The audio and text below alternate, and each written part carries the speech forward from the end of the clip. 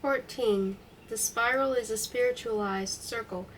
In the spiral form, the circle, uncoiled, unwound, has ceased to be vicious. It has been set free. I thought this up when I was a schoolboy, and I also discovered that Hegel's triadic series, so popular in old Russia, expressed merely the essential spirituality of all things in their relation to time. Twirl follows twirl, and every synthesis is the thesis of the next series. If we consider the simplest spiral, 3 stages may be distinguished in it, corresponding to those of the triad. We call it thetic, the small curve or the arc that initiates the convolution centrally; antithetic, the larger arc that faces the first in the process of continuing it; the synthetic, the still ampler arc that continues the second while following the first along the outer side, and so on. A colored spiral and a small ball of glass, this is how I see my own life. The 20 years I spent in my native Russia, 1899-1919, take care of the thetic arc. 21 years of voluntary exile in England, Germany, and France, 1919-1940, supply the obvious antithesis. The period spent in my adopted country, 1940-1960, forms a synthesis and a new thesis. For the moment I am concerned with my antithetic stage, the more particularly with my life in continental Europe after I graduated from Cambridge in 1922. As I look back at those years of exile, I see myself and thousands of other Russians leading an odd but by no means unpleasant existence in material indigence and intellectual luxury among perfectly unimportant strangers, spectral Germans and Frenchmen, in whose more or less illusory cities we, immigrants, happened to dwell. These aborigines were to the mind's eye as flat and transparent as figures cut out of cellophane, and although we used their gadgets, applauded their clowns, picked their roadside plums and apples, no real communication of the rich human sort so widespread in our own midst existed between us and them. It seemed at times that we ignored them the way an arrogant or very stupid invader ignores a formless and faceless mass of natives. But occasionally, quite often in fact, the spectral world through which we serenely paraded our swords and our arts would produce a kind of awful convulsion, and show us who was the discarnate captive and who the true lord. Our utter physical dependence on this or that nation, which had coldly granted us political refuge, became painfully evident when some trashy visa or some diabolical identity card had to be obtained or prolonged, for then an avid bureaucratic hell would attempt to close upon the petitioner, and he might wilt while his dossier waxed fatter and fatter in the desks of rat-whiskered consuls and policemen. Documenti, it has been said, is a Russian's placenta.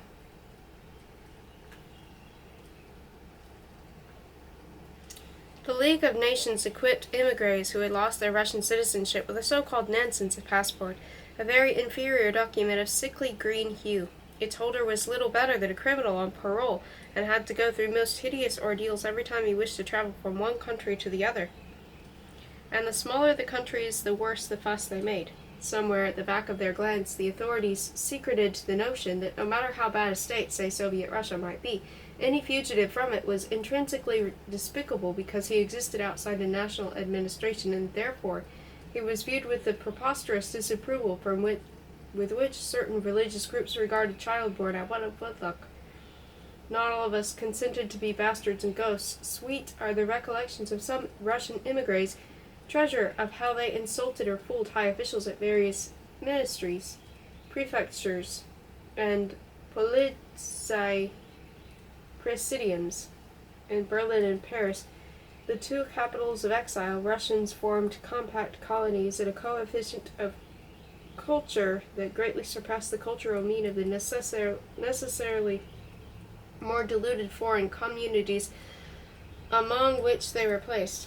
Within those colonies they kept them to themselves. I have in view, of course, Russian intellectuals must be belonging to democratic groups, and not the flashier kind of person who was, advisor to the Tsar or something. That American club will immediately think of whenever white Russians are mentioned. Life in those settlements was so full and intense of these Russian intelligentsia, a world that had more socially idealistic and less highbrow connotations than intellectuals as used in America, had neither time nor reason to seek ties beyond their own circle. Today, in some new and beloved world where I have learned to feel at home as easily as I have ceased bearing my sevens, Extroverts and cosmopolitans, to whom I happen to mention these past matters, think I am jesting, or accuse me of snobbery in reverse, when I maintain that in the course of almost 1/5 of a century spent in Western Europe, I have not had among the sprinkling of German and Frenchmen I knew, mostly landladies and literary people, more than 2 good friends all told. Somehow during my secluded years in Germany, I never came across those gentle musicians of yore who in Turgenev's novels played their rhapsodies far into the summer night, or those happy old hunters with their captors pinned to the crown of their hats of whom the age of region made such fun. La Bruyere's gentleman who sheds tears over the parasitized caterpillar, gaze philosophers more grave than wise who, if you please, hunt science down in butterflies, and less insultingly, Pope's curious Germans who hold so rare those insects fair, or simply the so-called wholesome and kindly folks that during the last war homesick soldiers from the Middle West seem to have referred so much to the cagey French farmer and the brisk Madelon too. On the contrary, the most vivid figure I find when sorting out in memory the meager stack of my non-Russian and non-Jewish acquaintances in the years between 2 wars is the image of a young German university student, well-bred, quiet, bespectacled, whose hobby was capital punishment. At our second meeting, he showed me a collection of photographs, among which was a purchased series. "Ein bisschen retuschiert," he said, wrinkling his freckled nose, that depicted the successive stages of a routine execution in China. He commented very expertly on the splendor of the lethal sword and on the spirit of perfect cooperation between headsman and victim, which culminated in a veritable geyser of mist-gray blood sprouting from the very clearly photographed neck of the decapitated party. Being pretty well off, this young collector could afford to travel, and travel he did in between the humanities he studied for his Ph.D. He complained, however, of continuous ill luck, and added that if he did not see something really good soon, he might not stand the strain. He had attended a few passable hangings in the Balkans, and a well-advertised, although rather bleak and mechanical, guillotinade. He liked to use what he thought was colloquial French on the Boulevard Arago in Paris, but somehow he was never sufficiently close to observe anything in detail, and the highly expensive teeny-weeny camera on the sleeve of his raincoat did not work as well as he had hoped. Despite a bad cold, he had journeyed to Regensburg, where beheading was violently performed with an axe. He had expected great things from the spectacle, but to his intense disappointment the subject had apparently been drugged, and had hardly reacted at all beyond feebly flopping about on the ground while the masked executioner and his clumsy mate fell all over him. Dietrich, my acquaintance's first name, hoped some day to go to the States as to witness a couple of electrocutions. From this word, in his innocence, he derived the adjective cute, which he had learned from a cousin of his who had been to America, and with a little frown of wistful worry, Dietrich wondered if it were really true that during the performance sensational puffs of smoke issued from the natural orifices of the body. At our third and last encounter, there still remained bits of him I wanted to file for possible use. He related to me more in sorrow than in anger that he had once spent a whole night patiently watching a good friend of his who had decided to shoot himself and agreed to do so, in the roof of the mouth facing a hobbyist in a good light, but having no ambition or sense of honor, had got hopelessly tight instead. Although I have lost track of Dietrich long ago, I can well imagine the look of calm satisfaction in his fish-blue eyes as he shows nowadays, perhaps the very minute I am writing this, a never-expected profusion of treasures to his thigh-clapping, guffawing co-veterans, the absolutely wunderbar pictures he took during Hitler's reign.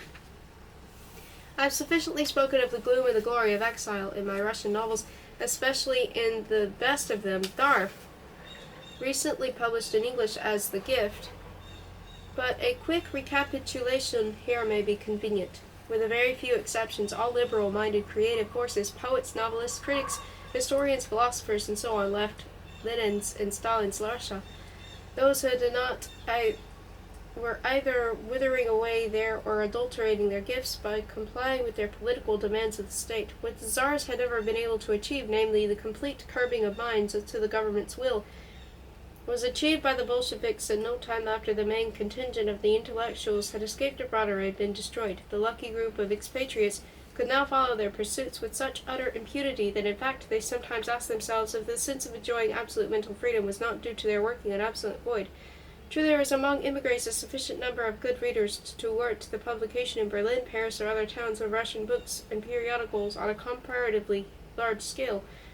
But since none of those writings could circulate within the Soviet Union, The whole thing acquired a certain air of fragile unreality. The number of titles was more impressive than the number of copies any given work sold, and the names of the publishing houses, Orion, Cosmos, Logos, and so forth, had the hectic, unstable, and slightly illegal appearance that firms issuing astrological or facts of life literature have. In serene retrospect, however, and judged by artistic and scholarly standards alone, the books produced in vacuo by emigre writers seem today, whatever the individual faults, more permanent and more suitable for human consumption than the Slavish, singularly provincial and conventional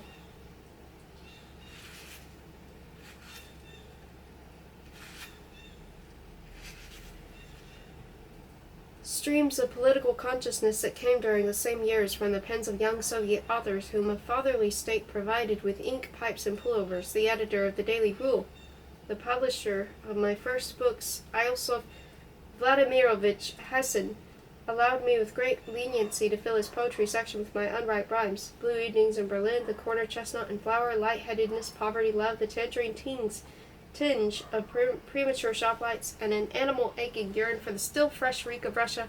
All this was put into meter, copied out in longhand, and carted off to the editor's office, where myopic IV would bring the new poem close to his face after his brief, more or less tactual act of cognition, put it down on his desk. By 1928, my novels were beginning to bring a little money in German translations, and in the spring of 1929, you and I went butterfly hunting in the Pyrenees. But only at the end of the 1930s did we leave Berlin for good, although long before that I used to take trips to Paris for public readings of my stuff.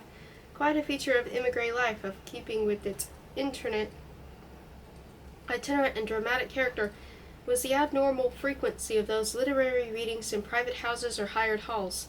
The various types of performers stand out very distinctly in the puppet show going on in my mind. There was a faded actress with eyes like precious stones, who, having pressed for a moment a clenched handkerchief to a feverish mouth, proceeded to evoke nostalgic echoes of the Moscow Art Theater by subjecting some famous piece of verse to the action, half dissection and half caress, of her slow, limpid voice. There was a hopelessly second-rate author whose voice trudged through a fog of rhythmic prose, and one could watch the nervous trembling of his poor, clumsy, but careful fingers every time he tucked the page he had finished under those to come, so that his manuscript retained throughout the reading its appalling and pitiful thickness.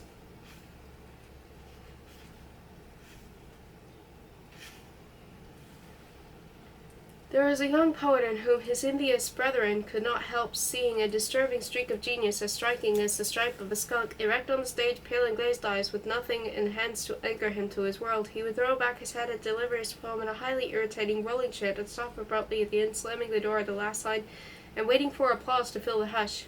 And there was the old cher maître, dropping pearl by pearl an admirable tale he had read innumerable times, and always in the same manner, wearing the expression of fastidious distaste that his nobly furrowed face had in the frontispiece of his collected works. I suppose it would be easy for a detached observer to poke fun at all those hardly palpable people who imitated in foreign cities a dead civilization the remote, almost legendary, almost Sumerian mirages of St. Petersburg and Moscow, 1900 and 1916, which even then in the 20s and 30s sounded like 1916-1900 BC, but at least they were rebels, as most major Russian writers had been ever since Russian literature had existed, and true to this insurgent condition which their sense of justice and liberty craved for as strongly as it had done under the oppression of the Tsar's. Emigres regarded as monstrously un-Russian and subhuman the behavior of pampered authors in Soviet Union, the servile response of the part of those authors to every shade of every governmental decree for the art of prostration was growing there in the exact ratio to the increasing efficiency of first Lenin's, then Stalin's political police, and the successful Soviet writer was one whose fine ear caught the soft whisper of an official suggestion long before it had become a blare. Owing to the limited circulation of their works abroad, even the older generation of emigre writers, whose fame had been solidly established in the pre-revolution Russia, could not hope their books would make a living for them. Writing a weekly column for an emigre paper was never quite sufficient to keep body and pen together. Now and then translations into other languages brought in an unexpected scoop, but otherwise grants from various emigre organizations, earnings from public readings, and lavish private charity were responsible for prolonging elderly authors' lives. Younger, less known, but more adaptable writers supplemented by chance subsidies by engaging in various jobs.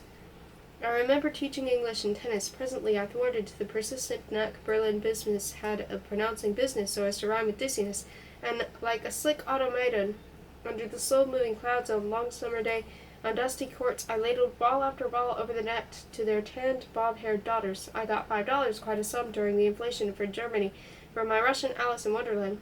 I helped compile a Russian grammar for foreigners, in which the first exercise began with the words, Madame, ya doctor, volt banan. Madame, I am the doctor, here is a banana. Best of all, I used to compose for a daily immigrant paper, the Berlin Rule, the first Russian crossword puzzles, which I baptized Krestoslovitsky. I find it strange to recall that freak existence, deeply beloved of blurbists and the lists of more or less earthly professions, that a young author writing about life and ideas, which are so much more important, of course, than mere art, has followed. Newspaper boy, soda jerk, monk, wrestler, foreman in a steel mill, bus driver, and so on. Alas, none of these callings has been mine. My passion for good writing put me in close contact with various Russian authors abroad. I was young in those days, and much more keenly interested in literature than I am now. Current prose and poetry, brilliant planets and pale galaxies, flowed by the casement of my great night after night. Garret, night after night. There were independent authors of diverse age and talent, and there were groupings and cliques within a number of young or youngish writers, some of them very gifted, clustered around a philosophizing critic. The most important of these mystagogues combined intellectual talent and moral mediocrity, an uncanny sureness of taste in modern Russian poetry, and a patchy knowledge of Russian classics. His group believed that neither a mere negation of Bolshevism nor the routine ideals of Western democracies were sufficient to build a philosophy upon which émigré literature could lean. They thirsted for a creed as jailed drug addicts thirst for a pet haven. Rather pathetically, they envied Parisian Catholic groups for the seasoned subtleties that Russian mysticism so obviously lacked. Dostoevsky and Drisk could not compete with neo-Thomist thought, but there were no other ways. The longing for a system of faith, a constant teetering on the brink of some accepted religion, was found to provide a special satisfaction of its own. Only much later, in the 40s, did some of those writers finally discover a definite slope down which to slide in a more or less genuflectory attitude. This slope was the enthusiastic nationalism that could call a state Stalin's Russia, in this case, good and lovable for no reason other than because its army had won a war. In the early 30s, however, the nationalistic precipice was only faintly perceived, and the mystagogues were still enjoying the thrills of slippery suspension. In their attitude toward literature, they were curiously conservative. With them, soul-saving came first, log-rolling next, and art last. In retrospective glance nowadays notes the surprising fact of these free belles lettres abroad, aping fettered throughout thought at home, by decreeing that to be a representative of a group or an epoch was more important than to be an individual writer. Vladislav Horesevich used to complain in the 20s and 30s that young émigré poets had borrowed their art form from him, while following the leading cliques in modish enjoues and soul reshaping. I developed a great liking for this bitter man, wrought of irony and metallic-like genius, whose poetry was as complex a marvel as that of Tyutchev or Bloch. He was physically of a sickly aspect, with contemptuous nostrils and beetling brows, and when I conjure him up in my mind, he never rises from the hard chair on which he sits, his thin legs crossed, his eyes glittering with malevolence and wit, his long fingers screwing into a holder in the half of a Caporal Vert cigarette. There are few things in modern world poetry comparable to the poems of his heavy lyre, and unfortunately his fame, the perfect frankness he indulged in when voicing his dislikes, made him terrible enemies among the most powerful critical coteries. Not all the mystagogues were Dostoevsky and Aloysius. There were also a few Smerdyaklovs in the group, and Horacevich's poetry was played down in the thoroughness of a revengeful racket. Another independent writer was Ivan Bunin. I had always preferred his little-known verse to the celebrated prose. Their interrelation within the frame of his work recalls Hardy's case. At the time I found him tremendously perturbed by the personal problem of aging. The first thing he said to me was to remark with satisfaction that his posture was better than mine, despite his being some 30 years older than I. He was basking in the Nobel Prize he had just received and invited me to some kind of expensive and fashionable eating place in Paris for a heart-to-heart talk. Unfortunately, I happen to have a morbid dislike for restaurants and cafes, especially Parisian ones. I detest crowds, harried waiters, bohemians, vermouth concoctions, coffee, zakuski, floor shows, and so forth. I like to eat and drink in recumbent position, preferably on a couch, and in silence. Heart-to-heart talks, confessions in the Dostoevskian manner, are also not in my light. Bunin, a spry old gentleman, with a rich and unchaste vocabulary, is puzzled by my irresponsiveness to the hazel grouse of which I had had enough in my childhood, and exasperated by my refusal to discuss eschatological matters. Toward the end of the meal, we were utterly bored with each other. "You will die in dreadful pain and complete isolation," remarked Bunin bitterly, as we went toward the cloakroom. An attractive, frail-looking girl took the check for our heavy overcoats and presently fell with them in our embrace upon the low counter. I wanted to help Bunin into his raglan, but he stopped me with a proud gesture of his open hand. Still struggling perfunctorily, he was now trying to help me. We emerged into the pallid bleakness of a Paris winter day. My companion was about to button his collar when a look of surprise and distress twisted his handsome features. Gingerly opening his overcoat, he began tucking at something under his armpit. I came to his assistance, and together we finally dragged out of his sleeve my long woolen scarf, which the girl had stuffed into the wrong coat. The thing came out inch by inch. It was like unwrapping a mummy, and we kept slowly revolving around each other in the process, to the ribald amusement of 3 sidewalk whores. Then, when the operation was over, we walked on without a word to a street corner where we shook hands and separated. Subsequently, we used to meet quite often, but always in the midst of other people, generally in the house of I, Fondaminsky, a saintly and heroic soul who did more for Russian immigrant literature than any other man, and who died in German prison. Somehow Bunin and I adopted a bantering and rather depressing mode of conversation, a Russian variety of American kidding, and this precluded any real commerce between us. I met many other immigrant Russian authors.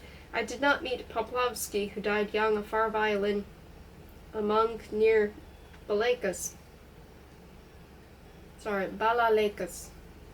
Go to sleep, O Morella, how awful are aquiline lives. His plangent tonalities I shall never forget, nor shall I ever forgive myself the ill-tempered review in which I attacked him for trivial faults in his unfledged verse. I met wise, prim, charming Aldanov, decrepit Kuprin, carefully carrying a bottle of vin ordinaire through rainy streets. Eichenwald, a Russian version of Walter Pater, later killed by a trolley car. Marina Tsvetev, wife of the double agent and poet of genius, who in the late 30s returned to Russia and perished there. But the author that interested me most was naturally Sirin. He belonged to my generation. Among the young writers produced in exile, he was the loneliest and most arrogant one, beginning with the appearance of his first novel in 1925 and throughout the next 15 years until he vanished as strangely as he had come. His work kept provoking an acute and rather morbid interest on the part of critics, just as Marxist publicists of the 80s of old Russia would have denounced his lack of concern with the economic structure of society, so the mystagogues of immigrant letters deplored his lack of religious insight and a moral preoccupation. Everything about him was bound to offend Russian conventions, and especially that Russian sense of decorum which, for example, the American offends so dangerously today, when in the presence of Soviet military men of distinction he happens to lounge with both hands in his trouser pockets. Conversely, Sirin's admirers made much, perhaps too much, of his unusual style, brilliant precision, functional imagery, and that sort of thing. Russian readers who had been raised on the sturdy straightforwardness of Russian realism had called the bluff of decadent cheats, were impressed by the mirror-like angles of his clear but weirdly misleading sentences, and by the fact that the real life of his books flowed in his figures of speech, with one critic compared to windows giving upon a contiguous world, a rolling corollary, the shadow of a train of thought. Across the dark sky of exile, Sirin passed, to use a simile of a more conservative nature, like a meteor, and disappeared, leaving nothing much else behind him than a vague sense of uneasiness. In the course of my 20 years of exile, I devoted a prodigious amount of time to the composing of chess problems. A certain position is elaborated on the board, and the problem to be solved is how to make black in a given number of moves, generally 2 or 3. It is a beautiful, complex, and sterile art, related to the ordinary form of the game, only insofar as, say, the properties of a sphere are made use of, both by the juggler in weaving a new act and by a tennis player in winning a tournament. Most chess players, in fact, amateurs and masters alike, are only mildly interested in these highly specialized, fanciful, stylish riddles, and though appreciative of a catchy problem, would be utterly baffled if asked to compose one. Inspiration of a quasi-musical, quasi-poetical, or to be quite exact, poetico-mathematical type attends the process of thinking up a chess composition of that sort, frequently in the friendly middle of the day, or the fringe of some trivial occupation in the idle wake of a passing thought. I would experience without warning a twinge of mental pleasure as the bud of a chess problem burst open in my brain, promising me a night of labor and felicity. It might be a new way of blending an unusual strategic device with an unusual line of defense. It might be a glimpse of the actual configuration of men that would render at last with humor and grace a difficult theme that I had despaired of expressing before, or might be a mere gesture made in the midst of my mind for various units of force represented by chessmen, a kind of swift dumb show, suggesting new harmonies and new conflicts. Whatever it was, it belonged to an especially exhilarating order of sensation, and my only quarrel with it today is that the maniacal manipulation of carved figures, or of their mental counterparts during my most ebullient and prolific years, engulfed so much of the time I could have devoted to verbal adventure. Experts distinguish several schools of the chess problem art: the Anglo-American one that combines the accurate construction with dazzling thematic patterns and refuses to be bound to any conventional rules; the rugged splendor of the Teutonic school, the highly finished but unpleasantly slick and insipid products of the Czech style with its strict adherence to certain artificial conditions; the old Russian endgame studies which attain the sparkling summits of the art; and the mechanical Soviet problem of the so-called task type, which replaces artistic strategy by the ponderous working of themes in their utmost capacity. Themes in chess, it may be explained, are such devices as forelaying, withdrawing, pinning, unpinning, and so forth, but it is only when they are combined in a certain way that a problem is satisfying.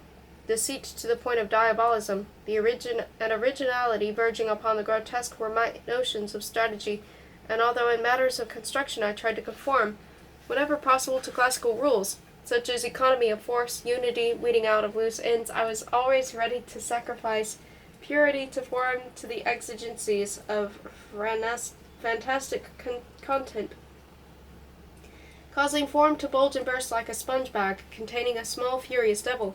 It is one thing to conceive the main play of a composition, and another to construct it. The strain of the mind is formidable. The element of time drops out of one's consciousness altogether. The building hand gropes for a pawn in the box, holds it, while the mind still ponders the need for a foil or a stopgap, and when the first fist opens, a whole hour perhaps has gone by, has burned to the ashes in the incandescent cerebration of the schemer. The chessboard before him is a magnetic field, a system of stresses and abscisses,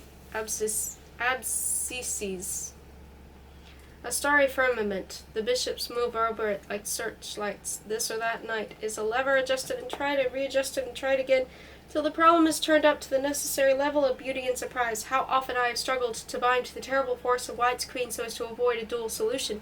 It should be understood that competition in chess problems is not really between white and black, but between the composer and the hypothetical solver. Just as in a first-rate work of fiction, the real clash is not between the characters, but between the author and the world, so that a great part of the problem's value is due to the number of tries, delusive opening moves, false scents, special lines of play, astutely and lovingly prepared to lead the would-be solver astray. But whatever I can say about this matter of problem composing, I do not seem to convey sufficiently the ecstatic core of the process and its points of connection with various other, more overt and fruitful operations of the creative mind. From the charting of dangerous seas to the writing of one of those incredible novels where the author, in a fit of lucid madness, has set himself certain unique rules that he observes, certain nightmare obstacles that he surmounts, with the zest of a deity building a live world from the most unlikely ingredients, rocks and carbon and blind throbbings. In the case of problem composition, the event is accompanied by a mellow physical satisfaction, especially when the chessmen are beginning to enact adequately in a penultimate rehearsal the composer's dream. There is a feeling of snugness which goes back to one's childhood, to play planning a bed with parts of toys fitting into corners of one's brain. There is the nice way one piece is ambushed behind another, within the comfort and warmth of an out-of-the-way square, and there is the smooth motion of a well-oiled and polished machine that runs sweetly at the touch of two forked fingers, lightly lifting and lightly lowering a piece. I remember one particular problem I had been trying to compose for months. There came a night when I managed at last to express that particular theme.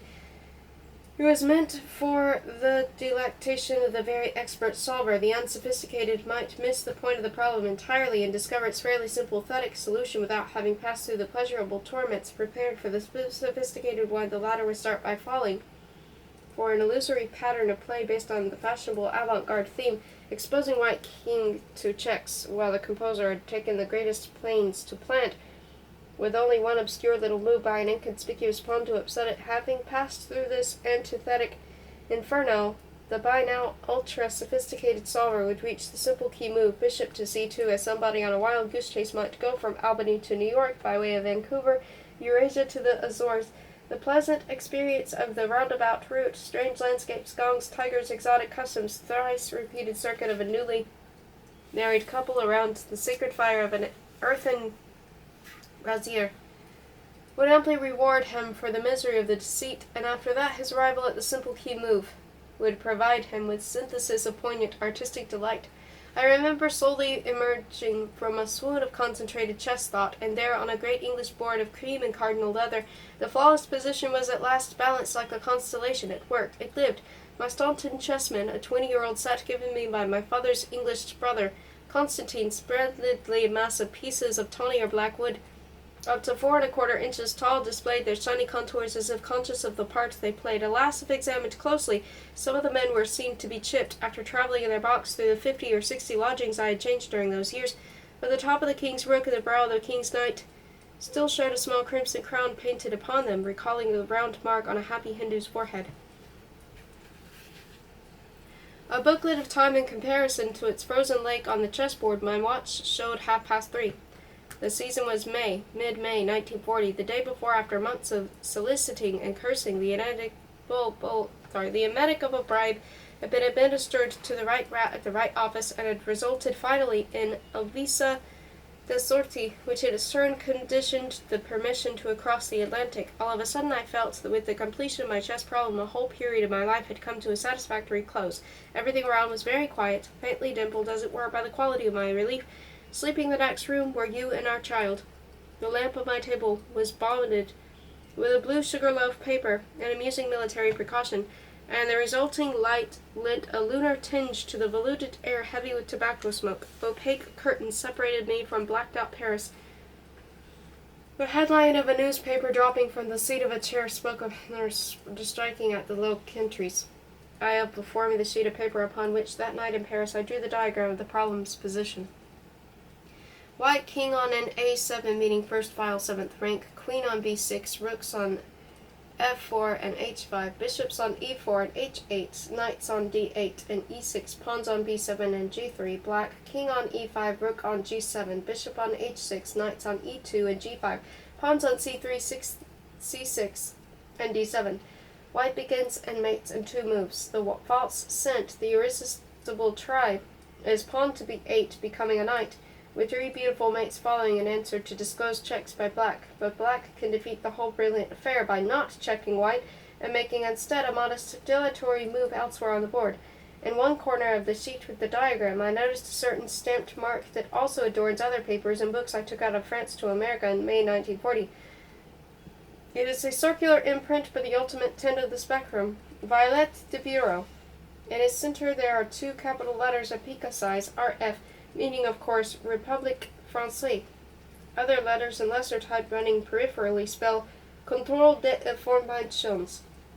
However, it is only now, many years later, that the information concealed in my chess symbols, which that control permitted to pass, may be in fact divulged.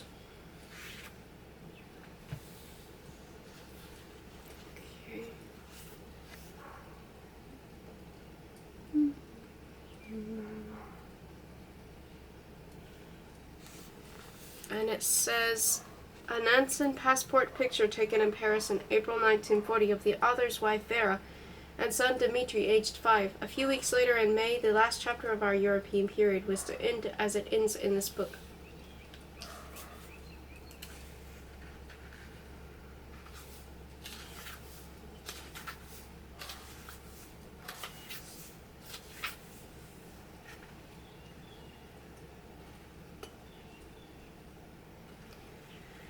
15. They are passing post-haste, the gliding years, to use a soul-rending Horatian inflection.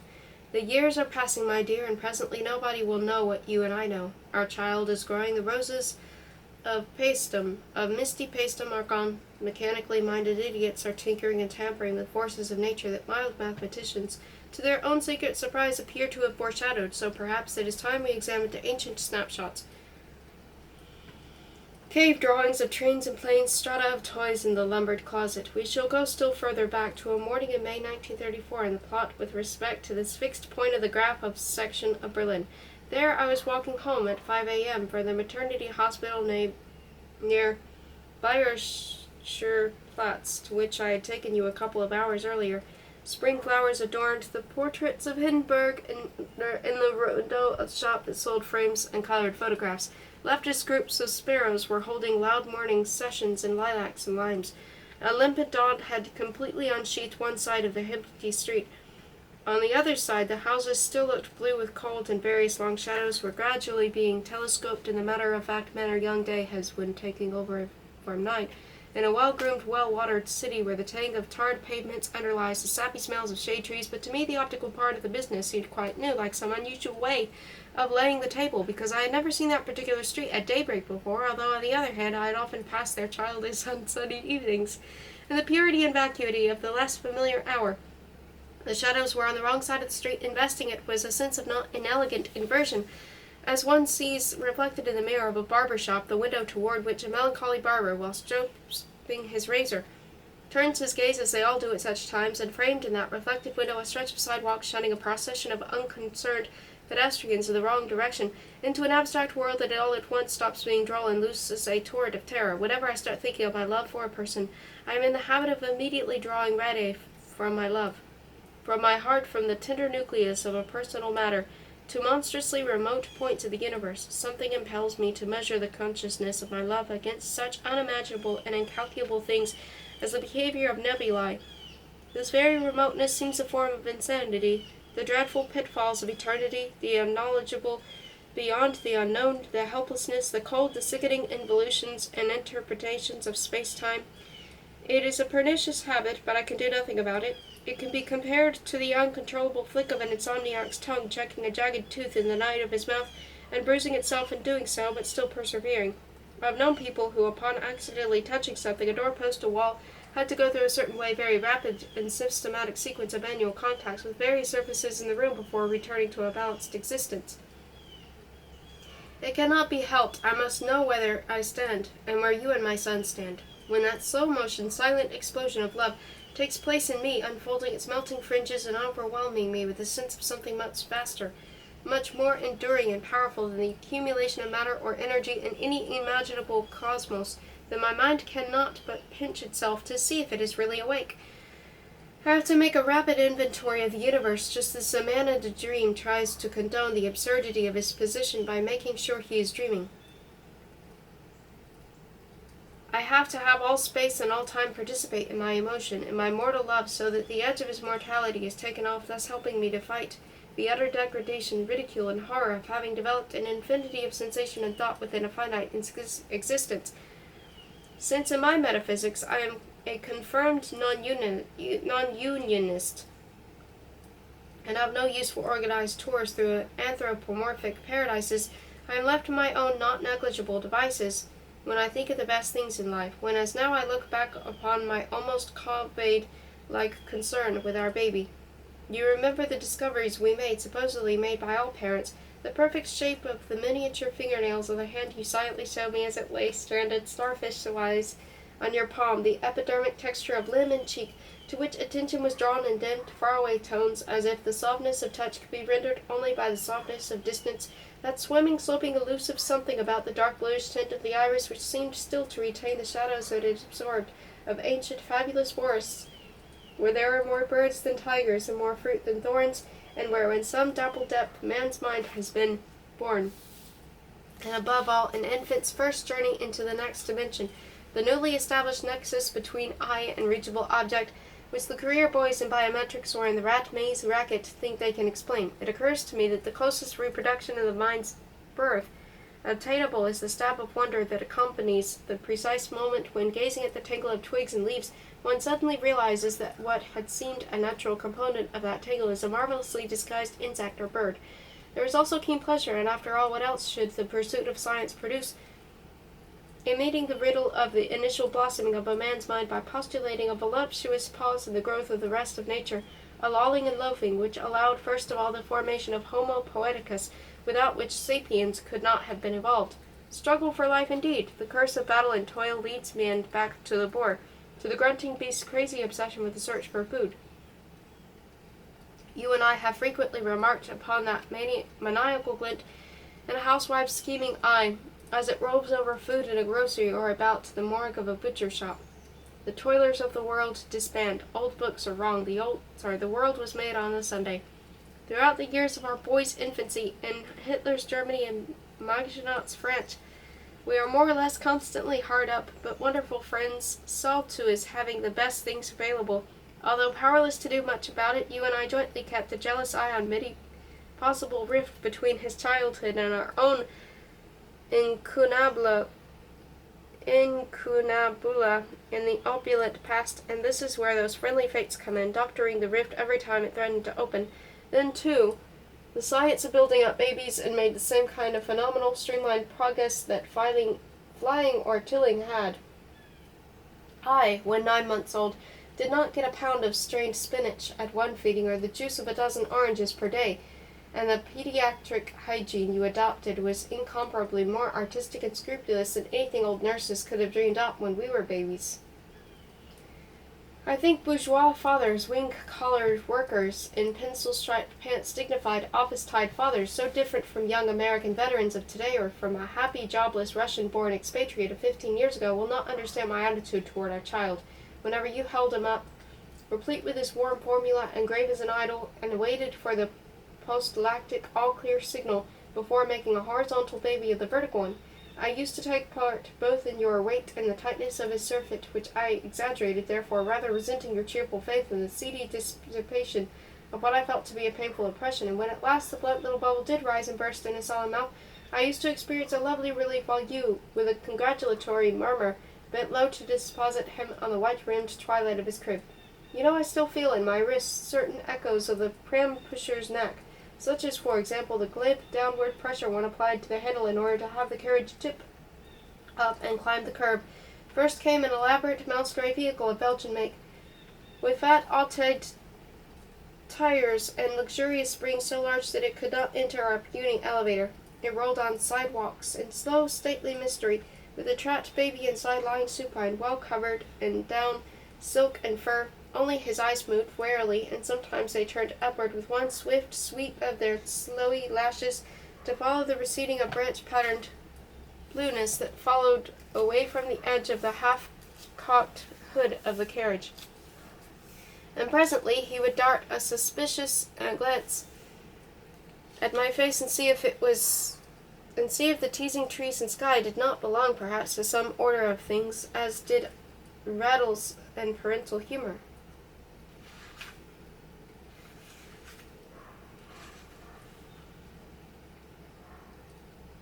There followed a lighter carriage, and in this he spun along. He would tend to rise, straining at his straps, clutching at the edges, standing there less like the groggy passenger of a pleasure boat than like an entranced scientist in a spaceship, surveying the speckled skeins of a live, warm world, eyeing with philosophic interest the pillow he had managed to throw overboard, falling out himself in a strap burst one day. Still later he rode in one of those small contraptions called strollers. From initial springy and secure heights the child came lower and lower until, when he was about 1.5, he touched the ground in front of the moving stroller by slipping forward out of his seat and beating the sidewalk with his heels in anticipation of being set loose in some public garden. A new wave of evolution started to swell, gradually lifting him again from the ground, when for his second birthday he received a 4-foot-long silver-painted Mercedes racing car, operated by inside pedals like an organ, and in this he used to drive with a pumping, clanking noise up and down the sidewalk of the Kavursten, while from open windows came the multiplied roar of a dictator still pounding his chest in the Neander Valley we had left far behind. It might be rewarding to go into the phylogenetic aspects of the passion male children have for things on wheels, particularly railway trains, Of course we know that the Viennese quack thought of the matter. We will leave him and his fellow travelers to jog on in their third-class carriage of thought through the police state of sexual myth. Incidentally, what a great mistake on the part of dictators to ignore psychoanalysis. A whole generation might be so easily corrupted that way. Rapid growth, quantum quick thought, the roller coaster of the circulatory system, all forms of vitality are forms of velocity, and no wonder a growing child desires to out-nature by filling a minimum stretch of time with a maximum of spatial enjoyment. Innermost in man is the spiritual pleasure derivable from the possibilities of out-tugging and outrunning gravity, of overcoming and reenacting the Earth's pull, the miraculous paradox of smooth round objects conquering space by simply tumbling over and over, instead of laboriously lifting heavy limbs in order to progress, must have given young mankind a most salutary shock. The bonfire into which the dreamy little savage peered as he squatted on naked haunches, or the unanswering advance of a forest fire, these have also affected, I suppose, a chromosome or two behind Lamarck's back, in the mysterious way which Western geneticists are as disinclined to elucidate as are professional physicists to discuss the outside of the inside, the whereabouts of the curvature, for every dimension presupposes a medium within which it can act. And if, in the spiral unwinding of things, space warps into something akin to time, and time in its turn warps into something akin to thought, then surely another dimension follows, a special space maybe, not the old one, we trust, unless spirals become vicious circles again. Though whatever the truth may be, we shall never forget, you and I, we shall forever defend, on this or some other battleground, the bridges on which we spent hours waiting for our little son, aged anything from 2 or 6 for a train to pass below. I have seen older and less happy children stop for a moment in order to lean over the railing and spit into the asthmatic stack of the engine that happened to pass under, but neither you nor I is ready to admit that the more normal of 2 children is the one who resolves pragmatically the aimless exaltation of an obscure trance. You did nothing to curtail or rationalize those hour-long stops on windy bridges, when, with an optimism of patience that knew no bounds, our child would hope for a semaphore to click and for a growing locomotive to take shape at a point where all the many tracks converged in the distance between blank backs of houses.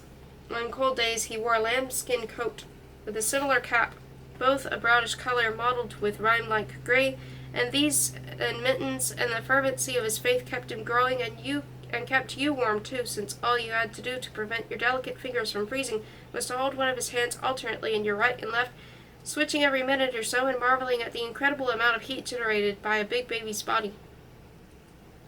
Besides dreams of velocity, or in connection with them, there is in every child the essentially human urge to reshape the earth, to act upon a friable environment unless he is a born Marxist or corpse, and meekly waits for the environment to fashion him. This explains a child's delight in digging and making roads and tunnels for his favorite toys. Our son had a tiny model of Sir Malcolm Campbell's Bluebird, a painted steel with detachable tires, and this he would play with endlessly on the ground, and the sun would make a kind of nimbus on the longish bare hair and turned to a taffy tint, his bare back crisscrossed by the shoulder straps of his knitted navy blue shorts, under which, when undressed, he was seen to be bottom-haltered with a natural white. Never in my life have I sat on so many benches and park chairs, stone slabs and stone steps, terraced parapets, and the brims of fountain basins as I did in those days. The popular pine barrens around the lake in Berlin's Grunwald we visited but seldom. You questioned the right of a place to call itself a forest when it is so full of refuse, so much littered with rubbish than the glossy, self-conscious streets of the adjoining town.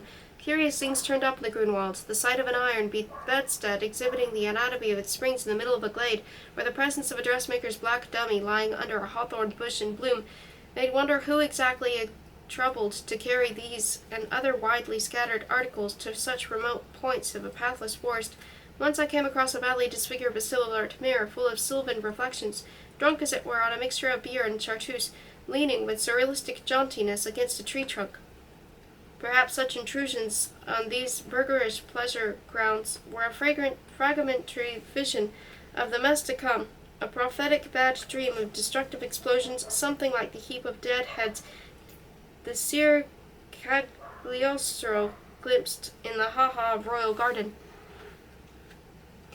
And nearer to the lake in summer, especially on Sundays, the place was infested with human bodies in various stages of nudity and solarization.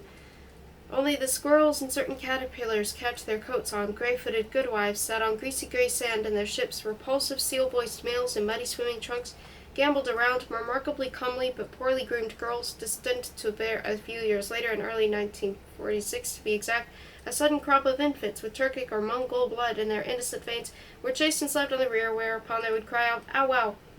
on the exultations coming from these unfortunate frolickers and their shed clothes, neatly spread out here and there on the ground, mingled with the stench of stagnant water to form an inferno of odors that somehow I have never found duplicated anywhere else. People in Berlin public gardens and city parks were not permitted to undress, but shirts might be unbuttoned, and rows of young men of a pronounced Nordic type sat with closed eyes on benches and exposed their frontal and pectoral pimples to the nationally approved action of the sun. The squeamish and possibly exaggerated shudder that obtains in these notes may be attributed, I suppose, to the constant fear we lived in of some contamination affecting our child.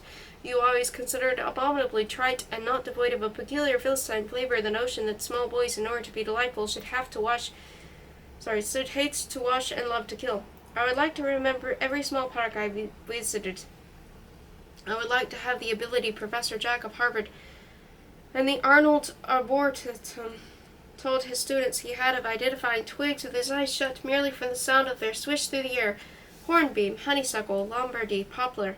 Ah, a folded transcript. Quite often, of course, I can determine the geographic position of this or that park by some particular trait or combination of traits. Dwarf box edgings along narrow gravel walks, all of which meet like people in plays, a low blue bench against a cuboid hedge of yew, a square bed of roses framed in a border of heliotrope.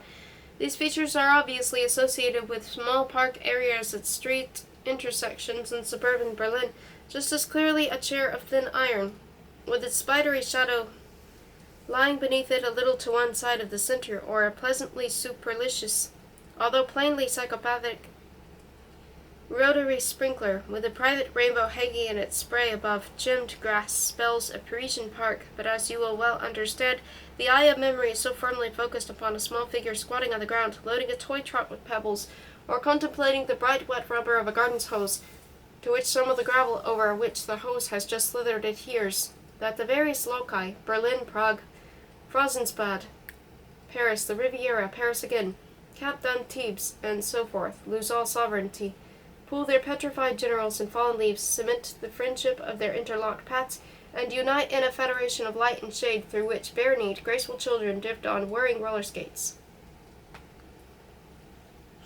Now and then a recognized patch of historical background aids local identification and substitutes other bonds for those of a personal vision. Suggests our child must have been almost 3 on that breezy day in Berlin, where of course no one could escape familiarity with the ubiquitous picture of the fur when we stood, he and I, before a bed of pallid pansies, each of their upturned faces showing a dark mustache like smudge, and had great fun at my rather silly prompting, commenting on their resemblance to a crowd of bobbling little ers. Likewise, I can name a blooming garden in Paris as the place where I noticed in 1938 and 1939 a quiet girl of 10 or so with a deadpan white face, looking at her dark, shabby, unreasonable clothes as if she had escaped from an orphanage. Congruously, I was granted a later glimpse of her being swept away by 2 flowing nuns who had deftly tied a live butterfly to a thread and was promenading the pretty, weakly fluttering, slightly crippled insect on that elfish leaf, the byproduct, perhaps, of a good deal of dainty needlework in that orphanage. You have often accused me of unnecessary callousness in my matter-of-fact entomological investigations on our trips to the Pyrenees or the Alps, so if I diverted our child's attention from that would-be Titania, it is not because I pitied her red admiral in your vulgar parlance, but because there was some vaguely repulsive symbolism about her sullen sport. I've been reminded, in fact, of the simple, old-fashioned trick of a French policeman had, and no doubt still has, when leading a florid-nosed workman, a Sunday rowdy, away to jail, and turning him into a singularly docile and even alacritus satellite by catching a kind small fishhook in the man's uncared-for but sensitive and responsive flesh. You and I did our best to encompass with vigilant tenderness the trustful tenderness of our child, but were Inevitably, confronted by the fact that the filth left by the hoodlums in a sandbox on a playground was the least serious of possible offenses, and the horrors which former generations had mentally dismissed as anachronisms or things occurring only in remote Khanates and Mandarinates were all around us. As time went on and the shadow of a full-made history vitiated even the exactitude of sundials, we moved more restlessly over Europe, and it seemed as if not we, but those gardens and parks traveled along. Le Nôtre's radiating avenues and complicated parterres were left behind like sidetracked trains. In Prague, to which we journeyed to show our child to my mother in the spring of 1937, there is Stromovka Park with its atmosphere of free undulating remoteness beyond man-trained arbors. You will also recall those rock gardens of alpine plants, sedums and saxifrages that escorted us, so to speak, in the Savoy Alps. Joining us on vacation paid for something by my translators had sold, and then followed us back to the towns of the plains. Cuffed hands of wood, nailed to bowls in the old parks of curative resorts, pointed in the direction whence came a subdued thumping of bandstand music. An intelligent walk accompanied the main driveway, but not everywhere paralleling it, but freely recognizing its guidance, and formed duck pond or lily pool gamboling back to join the procession of plain trees at this or that point where the park had developed a city father fixation and dreamed up a monument. Roots of remembered greenery, roots of memory and pungent plants, roots in a word, are enabled to traverse long distances by surmounting some obstacles, penetrating others, and insinuating themselves into narrow cracks. So these gardens and parks traversed Central Europe with us. Gravelled walks gathered and stopped at a round point, to watch you or me bend and wince as we looked for a ball under the privet hedge where, on the dark, damp earth, nothing but a perforated mauve trolley ticket or a bit of soiled gauze and cotton wool could be detected. A circular seat would go around a thick oak trunk to see who was sitting on the other side, and find there a dejected old man reading a foreign language newspaper and picking his nose. Glossy-leaved evergreens enclosing a lawn where a child discovered his first live frog broke into a trimmed maze of topiary work, and you said you thought it was going to rain. At some farther stage, under less leaden skies, there was a great show of rose dells and pleached alleys, and trellises swinging their creepers, ready to turn into the vines of columned pergolas, if given a chance, or if not, to disclose the quaintest of quaint public toilets, a miserable chalet-like affair of doubtful cleanliness, with a woman attendant in black knitting on its porch.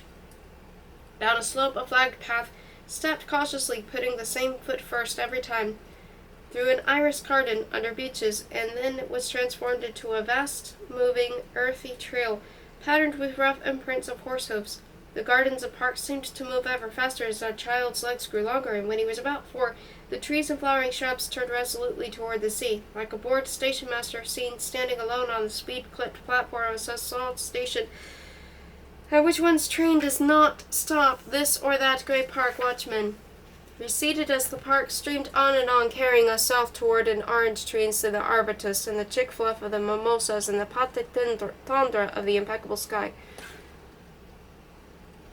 Graded gardens on hillsides, a succession of terraces whose every stone step ejected a gaudy grasshopper, dropped from ledge to ledge seaward, with the olives and the oleanders fairly toppling over each other in their haste to obtain a view of the beach. There our child kneeled motionless to be photographed in a quavering haze of sun against the scintillation of the sea, which is a milky blur in the snapshots we have preserved, but was in light silvery blue with great patches of purple blue farther out, caused by warm currents in collaboration with and corroboration of. Here the pebbles rolled by the withdrawing wave, eloquent old poets and their smiling similes, and among the candy-like blobs of sea-licked glass, lemon, cherry, peppermint, and the banded pebbles, and the little fluted shells, the lustered insides, sometimes small bits of pottery, still beautiful in glaze and color, turned up.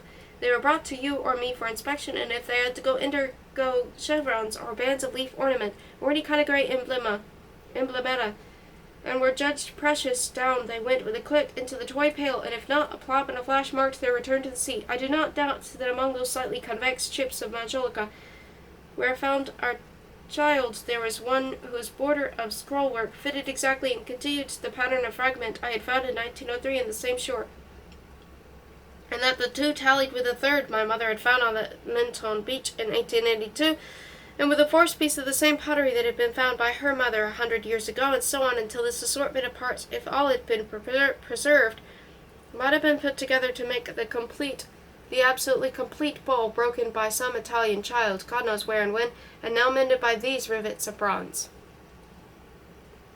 In the fall of 1939, we returned to Paris, and around May 20 of the following year, we were again near the sea, and this time on the western coast of France, at Saint-Nazaire. There one last little garden surrounded us, as you and I and our child. By now 6 between us walked through it on our way to the docks, where behind the buildings facing us, the liner Champlain was waiting to take us to New York. That garden was what the French call phonetically square, and the Russians scare. Perhaps because it is the kind of thing usually found in our near public squares in England, laid out on the last limit of the past and the verge of the present. It remains in my memory merely as a geometrical design, in which no doubt I could easily fill in with the colors of plausible flowers, if I were careless enough to break the hush of pure memory that, except perhaps by some chance tinnitus due to the pressure of my own tired blood, I have let undisturbed and humbly listened to from the beginning. What I really remember about this neutrally blooming design is its clever thematic connection with the transatlantic gardens and parks, and suddenly, as we came to the end of its path,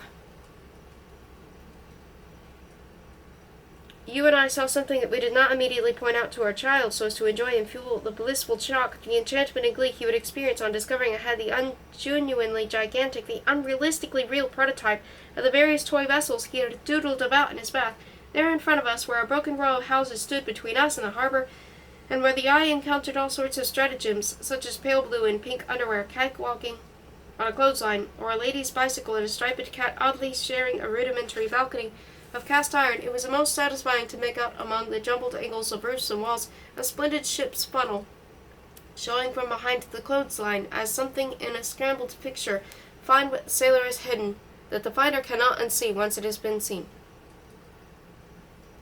And there's the index. About the author.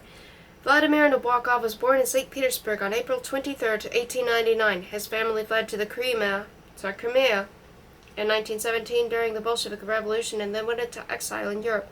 Nabokov studied at Trinity College, Cambridge, earning a degree in French and Russian literature in 1922, and lived in Berlin and Paris for the next 2 decades, writing prolifically mainly in Russian under the pseudonym Sirin. In 1940, he moved to the United States, where he pursued a brilliant literary career as a poet, novelist, memoirist, critic, and translator, while teaching Russian creative writings and literature at Stanford, Wellesley, Cornell, and Harvard. The monumental success of his novel Lolita in 1955 enabled him to give up on teaching and devote himself fully to his writing. In 1961, he moved to Montreux, Switzerland, where he died in 1977.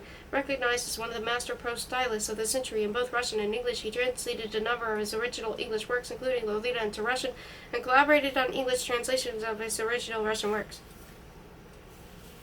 Thank you for listening to Speak Memory, Vladimir Nabokov's autobiography by Vladimir Nabokov. I do find it interesting that he talks about Sirin, like, in the third person as though it isn't him in that one chapter. That's kind of funny. I love the run-on sentences when reading them to myself, but I feel like when he does go on to his run-on sentences, reading it aloud, the only way to get through it is to take a big breath and just plunge into it. And that can be kind of tiring after a while. Even though those parts are beautiful, like, you would run out of breath trying to get the pacing right if you were to just read it at a slow pace. When you've got a run-on sentence that long. So at the end there, it did kind of become where it was like it kind of forced you into, because the sentences were just so long. They were incredibly long, right at the end there.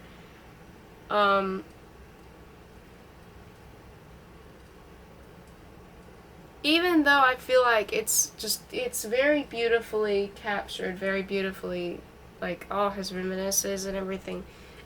There are some things that I still feel like he intentionally didn't bring to light about his life that I feel like people would naturally want to know more about.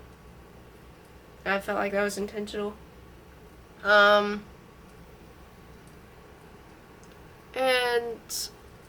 so that's interesting, but on the whole, though, it's still just he did live a very fascinating life.